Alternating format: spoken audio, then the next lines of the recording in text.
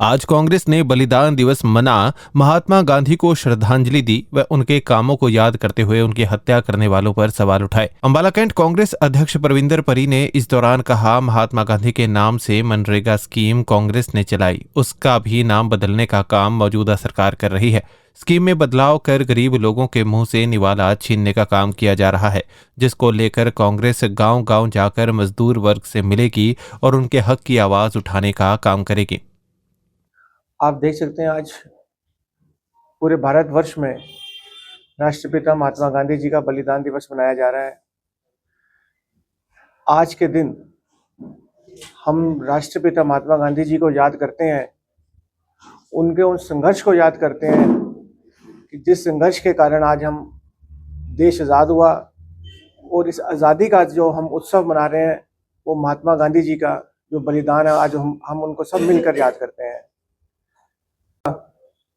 किस तरीके से इन्होंने महात्मा गांधी जी के नाम से सन 2005 में एक मनरेगा के नाम से एक योजना बनाई गई, एक अधिकार बनाया गया, एक कानून बनाया गया कि जिसके तहत गरीब परिवार, ज़्यादातर ग्रामीण क्षेत्र के गरीब परिवार को रोजगार देने के लिए एक मनरेगा का एक अधिकार के तहत एक कानून बनाया गया।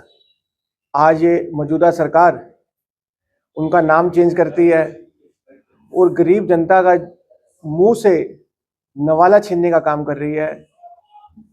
तो आज हम इसी के तहत आज हम सब कांग्रेस कार्यकर्ता आज यहाँ उपस्थित हैं कांग्रेस भवन अम्बाला छावनी में। हम सब लोग यहाँ से अब कुछ गांव में जाएंगे, पंजोखड़ा साहब हो गया, दनकौर हो गया, करनाला बरनाला हो गया। हम मनरेगा के कुछ साथी हमारे वहाँ इकट्ठे हैं, हम जाके एक धरना प्रदर्शन भी करेंगे, उनके बीच में जाके उनसे बात भी करेंगे, उनका दर्द जानेंगे और हम पूरी ताकत से आवाज उठाएंगे जब तक ये स्कीम जो इन्होंने एक कानून को स्कीम के तहत लेके आना चाह रहे हैं, वो जब तक हम उस स्कीम को खत्म नहीं कराएंगे तब तक हम चुप नहीं बैठेंगे।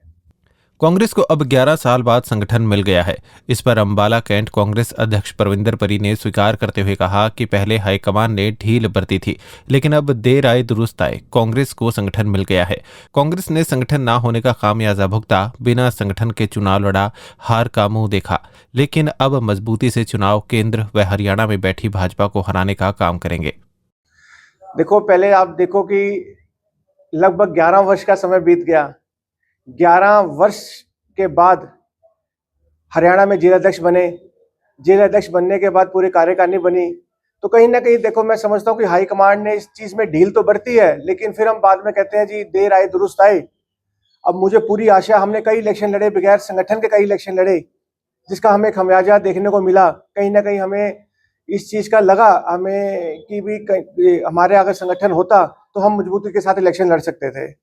लेकिन अब आगे जो भी इलेक्शन आएंगे, जो भी चुनाव आएंगे, हम बड़ी मजबूती के साथ लड़ेंगे, पूरा संगठन बड़ी मजबूती के साथ इलेक्शन लड़ेगा। और आने वाला समय कांग्रेस का है, चाहे वो सेंटर में बैठी सरकार बीजेपी सरकार हो, चाहे हरियाणा में बैठी सरकार हो, इसको हम उखाड़ फेंकने का काम करेंगे। और कांग्रेस पार्टी, चाहे वो सेंटर में सरकार है चाहे हरियाणा की सरकार है, कांग्रेस पार्टी अगला जो चुनाव आएगा, कांग्रेस पार्टी अवश्य चुनाव जीतेगी और जनता के बीच में रहेगी।